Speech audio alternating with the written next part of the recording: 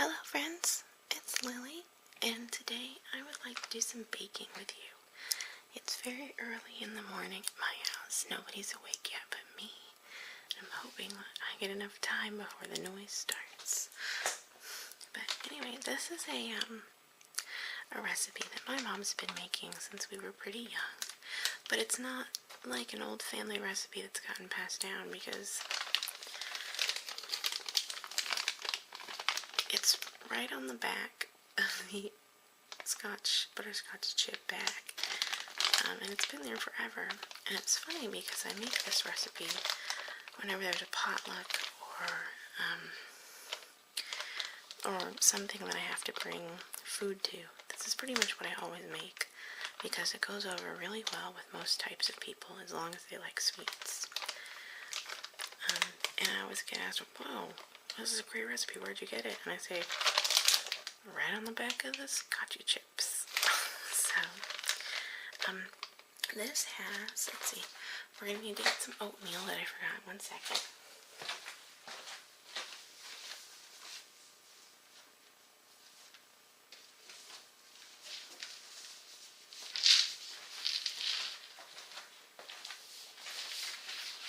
And I just buy this big old tub of old-fashioned oats, but you can use any kind of oats that you want to use. Quick oats, rolled oats, they're all good. Doesn't matter. The only thing it changes is the texture and the bite that the cookies have. So the first thing that we want to start with is you want 2 sticks of butter, but I'm only going to be making a half batch today because I already made a half batch and I only have enough chips for a half batch. Okay, so according to the recipe, you want 2 sticks of butter. I already have one here. This has been softening out for about a day, and it's pretty melty because it's been warm here.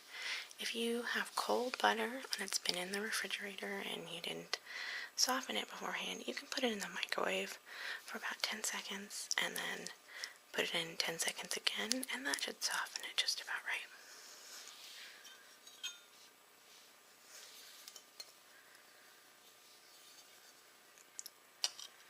So we're just going to get that in there. Oh, this is really soft.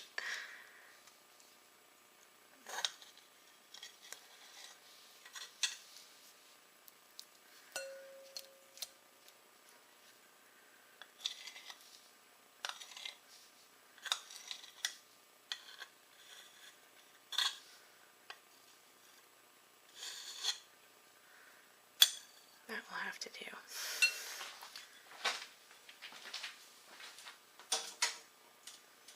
Alright, set that aside.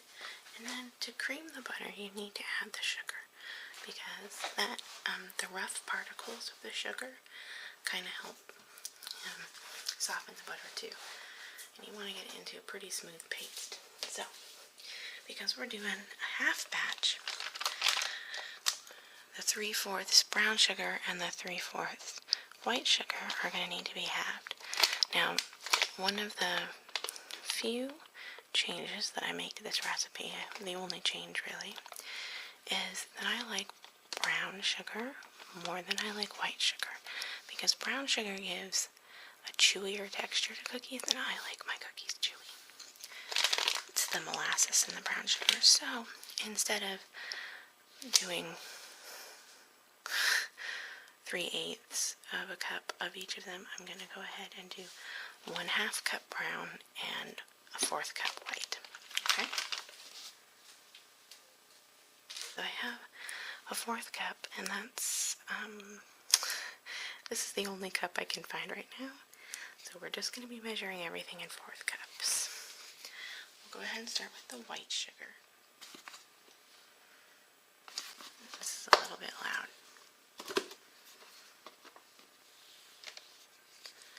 And I'm just going to reach in here.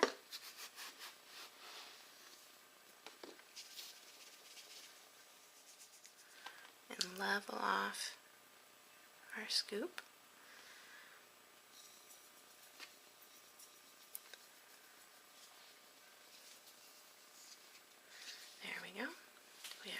3/4 of white.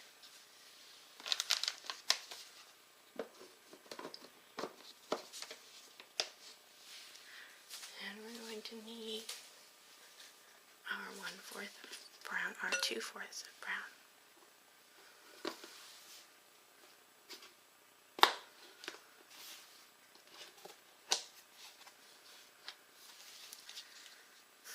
And my brown is pretty clumped up. Like there's some really big chunks in there, and I don't want to deal with those today because I have to hand mix this because I don't own a good mixer.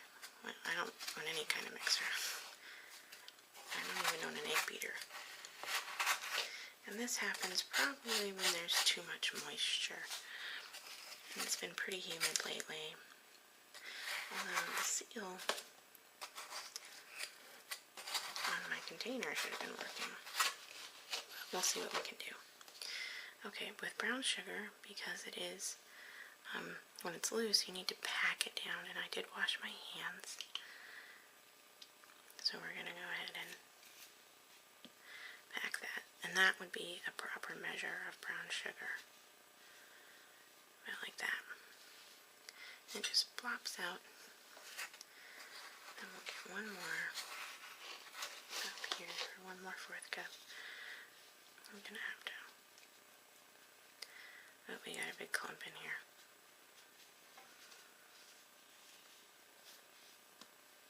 There we go. Go ahead and put that in. I'm going to need to reuse this, so kind of clean it off. And set aside our brown sugar. And I'm just going to have brown sugar all over my hands now, so if I weren't on camera, I would totally lick that off. Okay, let me get over to this side. And we just start creaming everything together, okay?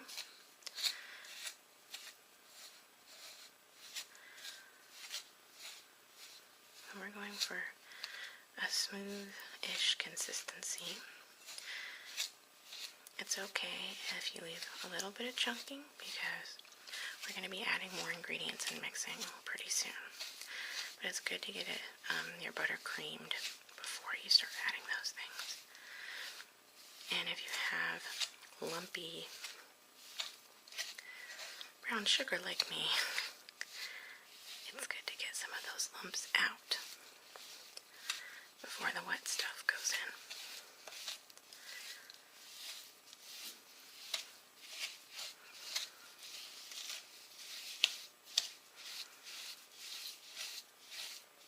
Oh, see, we got a brown sugar lump. A couple of them.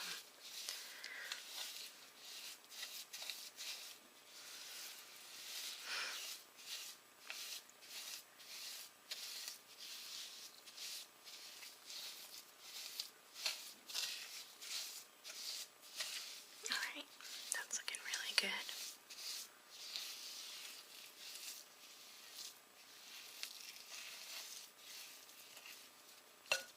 Ooh, except that we have some butter left here, so I'm going to go ahead and clean off the spoon and make sure that butter gets incorporated properly.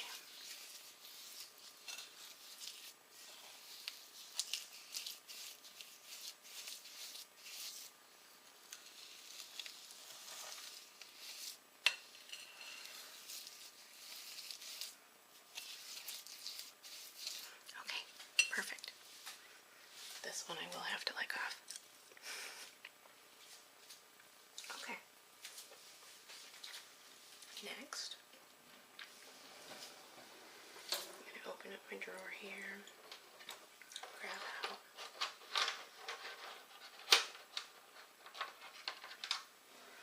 my measuring spoons, because we're going to do some smaller ingredients. Now, if you are a baker, then you know the order of things. I don't do things in order because I don't have a proper mixer. Also because I don't want to wash my spoons in between. So I'm going to go ahead and add my salt, my baking soda, and my cinnamon at this point. This is going to give me a chance to really mix the baking soda in because I also don't have a sifter, and baking soda also has a tendency to clump. So if I get it in now, I'll have the opportunity to give it a good mix, because once you put the flour in, you don't want to overmix them because you can toughen up your cookies. So let's go ahead and do these dry ingredients. Check our recipe. We got 1 teaspoon of baking soda, so we will do a half teaspoon of baking soda because remember we have the recipe. There's my half teaspoon.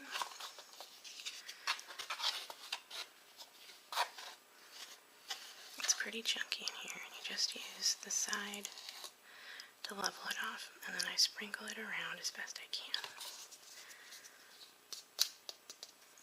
And then we will do our salt.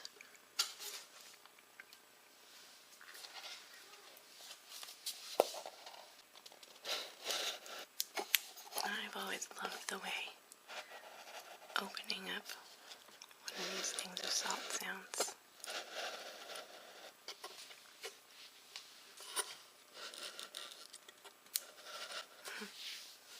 It's one of my favorites. Okay, and our recipe calls for a half teaspoon of salt, so we're going to need a 4th teaspoon of salt. Now, you want to make sure that you never measure your salt over this, because if you have an accident, you're going to get a bunch of salt in there you can't get out. See? Spilling salt everywhere. There. That's about right. And I have before accidentally put in twice as much salt as was called for, and the cookies still turned out pretty good. Salt, if you don't know and don't watch a lot of cooking shows, is a flavor enhancer, and although it does make things salty, it also really enhances other flavors. So that's why we all like salt so much. Okay. And we need half of a teaspoon of ground cinnamon, so a 4th.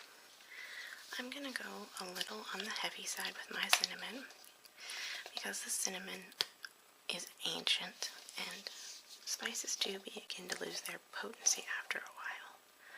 So I'm going to go with this mounded and rounded one.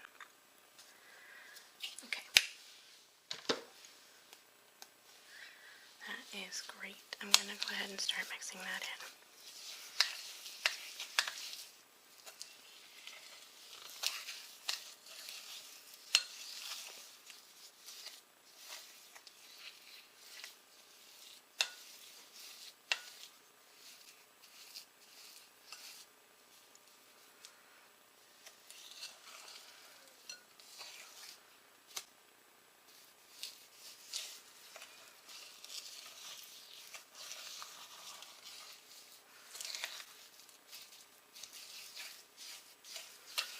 I want to make sure that you get the cinnamon and the salt and the baking powder well incorporated.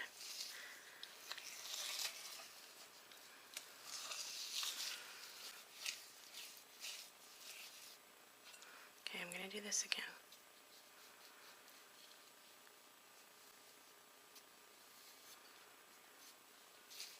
Yes, that is the same finger that I licked. I'm making these cookies for my family. It's fine. They share my germs all the time. Okay, that looks really homogenized. And now we're going to go ahead and add some of our wet ingredients, which is vanilla. And I buy my vanilla. I gotta take care of this.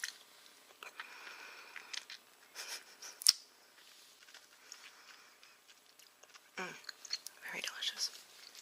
One tip, if you're making cookies and you want them to be extra good, like who wouldn't, always buy fresh butter.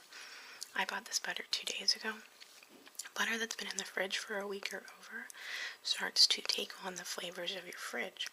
because fat absorbs flavor. So if you've got onions in there, you know, I oftentimes have diced onions because I put onions in everything except for cookies. And my butter starts to kind of taste like onions. So, like I said, fresh butter is your best bet.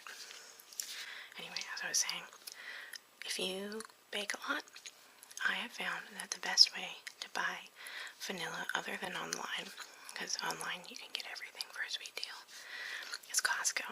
When I bought this vanilla, it was only $10. And that is a freaking steal on vanilla because vanilla is expensive. You want to make sure you get good vanilla, pure vanilla extract, because it does lend a lot of flavor to your cookies. So we need, let's see. So we're going to need a half teaspoon of vanilla extract, or you can also peel an orange. A lemon works too. It does change the cookies a lot into something totally different. And I've actually done vanilla and orange before. It's very good. But I'm just going to stick with vanilla today because that's what I have.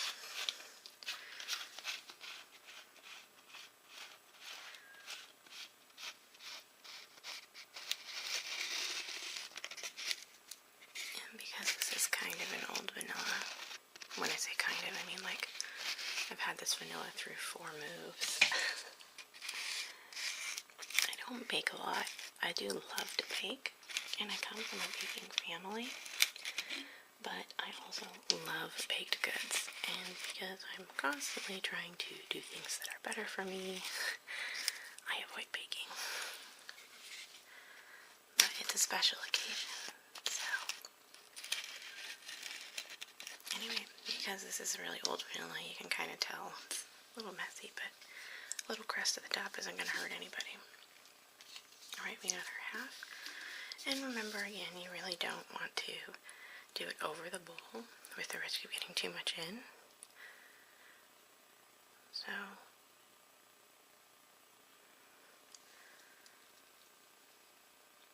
and I'm going to do just a tiny bit more for good measure because I love vanilla. Okay?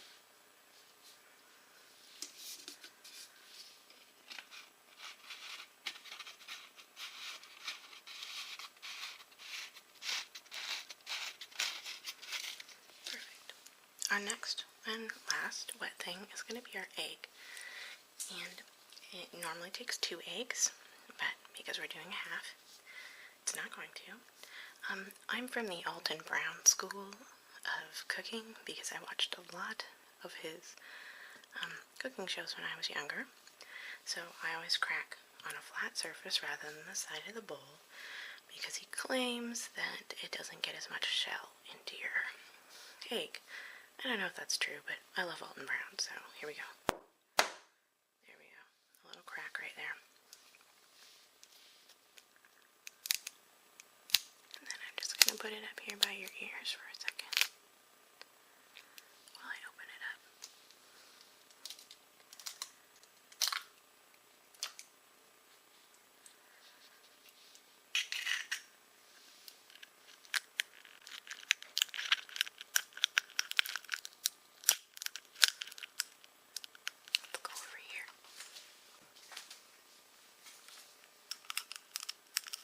There are a lot of great sounds in cooking, and eggs cracking is definitely one of them.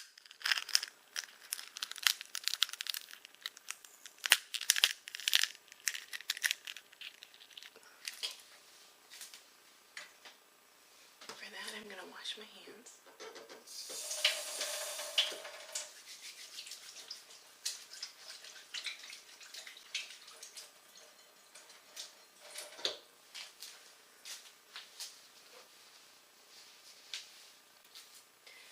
Because it is raw egg. And then we're going to go ahead and homogenize everything again. It does help sometimes to beat your egg. Alton Brown also thinks that you should crack your egg into a separate bowl in case you get shells. That's too much cleanup for me, so I don't do that. I like things as one dish as possible. It probably comes from the long period of time I lived in an apartment without a dishwasher.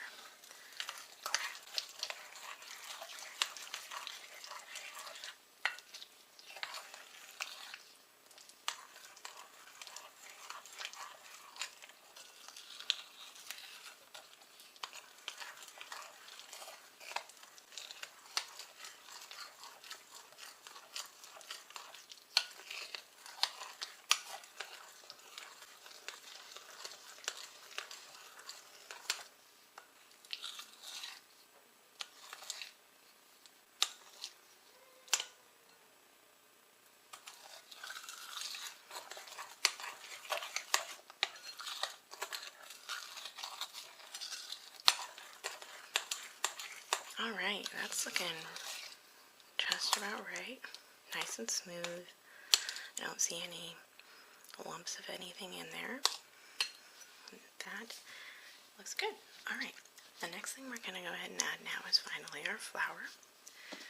And I like to add the flour before I add the oats, so that the oats don't grab any of the flour, that it gets all mixed in. I don't know if that's how it works, but... And it's been kind of humid and wet the last couple of days, and I did make these cookies 2 days ago for my husband to bring to work, and they needed extra flour, so I'm going to kind of mound my cups up a little bit. So it takes 1 1/4 cup all-purpose baking flour. So I'm just going to do about 3/4, maybe a little under that, because I only have my fourth cup here. So 1, 2, 3. Let's go ahead and mix that in. And excuse my breathing if you guys keep hearing it. I'm really close to the microphone because of the way this is set up. And I'm not a quiet breather. You know, I always thought it was just normal to have difficulty breathing out my nose. I do have difficulty breathing out my nose. But once I had a son, and when he got his throat first looked at when he was young, they said, "Oh my God, that boy has the biggest tonsils I've ever seen." And I said, "Oh, my mom always used to say that to me." And they looked inside my mouth and they said, "Oh my gosh, you must have gigantic adenoids too." And I do. The adenoids are like a little flesh that's like under your tonsils, and they kind of block your passage to your nose a little. So I have a kind of a nasally voice. And it makes it really difficult for me to breathe through my nose sometimes. I've thought about getting them out, but I'm kind of old for that now. We might do it with my son, though.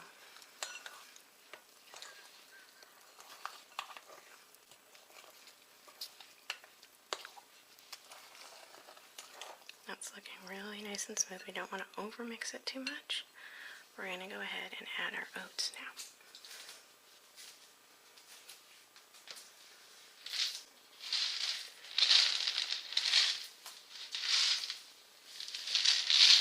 And like I said, any kind of old oats will work, any brand. I like old-fashioned oats. They have a little more bite than the quick oats do. And where's my... I'm going to see if I can find a cup.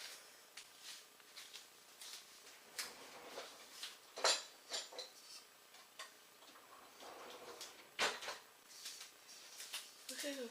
I could. I didn't want to measure this like 6 times. And I just kind of scrunch it together like that. So the recipe calls for 3 cups. So we're going to do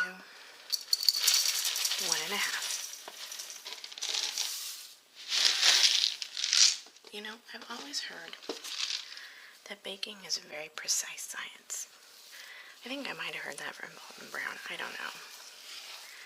in that you can't mess with a recipe for baking too much because it changes the consistency of your product a lot. Now, I don't know if that's true because I am not a precise measurer. Sometimes I just use what I have, sometimes I just eyeball it. And in general, most of my baked goods turn out well. So I don't know if I believe that. Okay, that's looking really good. Again, we don't want to overmix it now that the flour is in it, or we're going to make our cookies kind of tough. But do make sure that you're getting all the way down to the bottom and scraping it up, because you don't want like a big patch of unoated things at the bottom. There we go. Last thing, we're going to go ahead and add the rest of our Scotchies. There's about a half of a pack here. Normally you'd use the whole bag. I personally don't actually like to use the whole bag. I'm the kind of person that when I make Tollhouse cookies, I use like half the bag when I'm doing a whole batch, because I really like the cookie part of cookies. You know, if I liked the candy part of cookies, I'd get candy. So I never buy store-bought or like store-made chocolate chip cookies because they've got too many chocolate chips in for me. I'll just go get a chocolate bar if I want chocolate, you know. But they do lend an important side to a chocolate chip cookie, because I've tried to make chocolate chip cookies without the chocolate chips, and they're stupid. They're horrendous. So I know they need to be there, but I don't like them in huge amounts. Just like 1 or 2 chocolate chips per bite is perfect for me. Alright, this is pretty perfect. So let me grab our cookie sheet, but first I'm going to clean up all this stuff really quick with the magic of time-lapse. Time-lapse magic. So during that time lapse, I preheated my oven to 375, or I started the preheating process, which you probably should have done at the beginning. And my next step before I start balling up these cookies is I'm going to put a layer of parchment paper down on my pan. Now, again, Alton Brown School of Cooking, I discovered parchment paper from him, and it's amazing stuff. Like, it does everything foil says it's going to do, but actually does it. Because with baking, foil doesn't cut it. Your baked goods still stick to foil. But parchment, it comes off clean and beautiful. So I'm just going to get a piece here.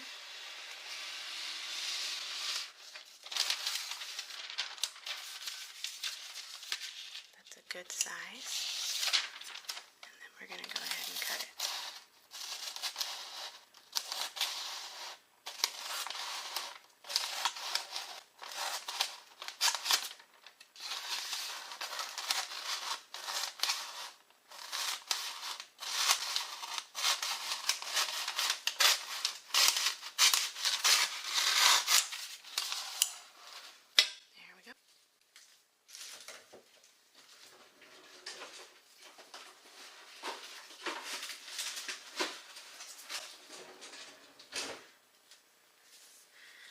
Spread out your parchment.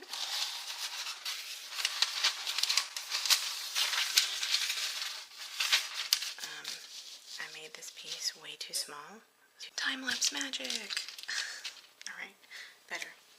Alright, then you're just going to go ahead and grab some of your dough. And this sounds great, so I'm going to put it up by your guys' ear.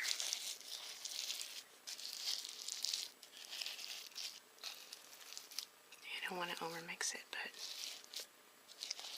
the sound of the oatmeal in there, I love the way it sounds kind of gritty.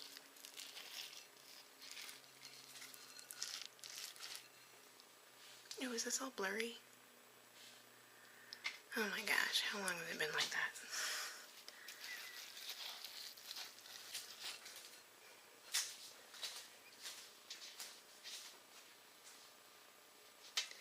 Okay.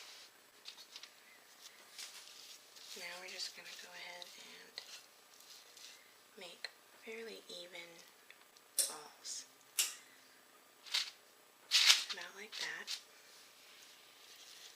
And if you want all your cookies to be the same consistency, then you do really want to make sure they're all the same size. I don't have one of those cool measuring scoops, so I just eyeball it.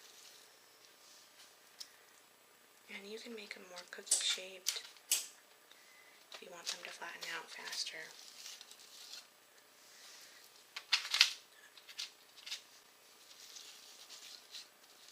And you do want to make sure you give them enough space to spread out. And they're wet cookies to work with. They stick to your hands. And they also fall apart really easily when they first come out of the oven. So you want to give them some time to sit before you start trying to put them on a cooling rack. So there we go. There's our first batch. We're going to go ahead and get these in the oven once it's done preheating.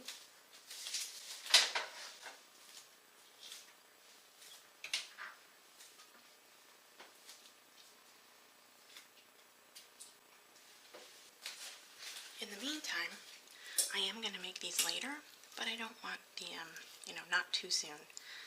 So I'm going to go ahead and cap them and put the rest of this in the fridge so it doesn't go bad, because it does have raw egg in it.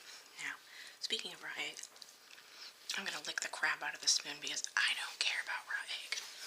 So once they were in the oven for about 8 minutes, and you can go longer if you like crispier cookies. I prefer chewy cookies. You want to let them rest for about 3 or 4 minutes, but because you took them out right at the time that you wanted them to be taken out, if you leave them on the hot pan, they will continue to cook more because the pan is hot, obviously. So I just grabbed the end of the parchment paper and slid them off onto this towel. And you could just slide them right onto a rack like this one, but I chose to, I'm choosing to take them off with this, and this is already taken a couple cookies off, you can tell. So we're going to go ahead and just grab each of these, and like I said, if you give it about 3 minutes to cool, they will come up a lot easier, because they're very, very easy to fall apart once they come out of the oven.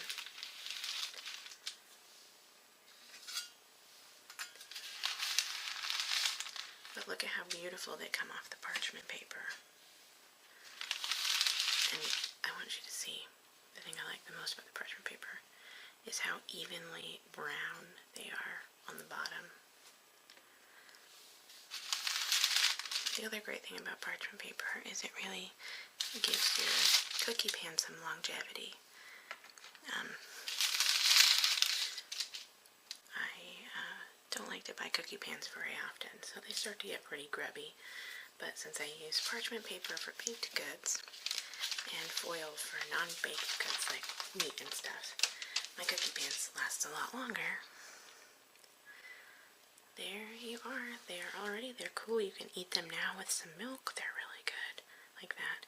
They also are really great put in a airtight container and eaten the next day. I really want one now, but I'm going to wait because my son wanted the first pick. He likes to take the biggest one. So, anyway, thanks for watching, guys, and I will see you next week. Bye. Hi, welcome to Tranquillity. My name is Lily. Are you in for the Valentine's special today? Oh, well, it's like our normal facial, but it has a really sweet twist on it. We use a sugar scrub to cleanse, to exfoliate, and then we use a really nice honey cleanser that's going to get in there and get rid of toxins, and then finally we do a delicious and edible, if I might add, chocolate face mask.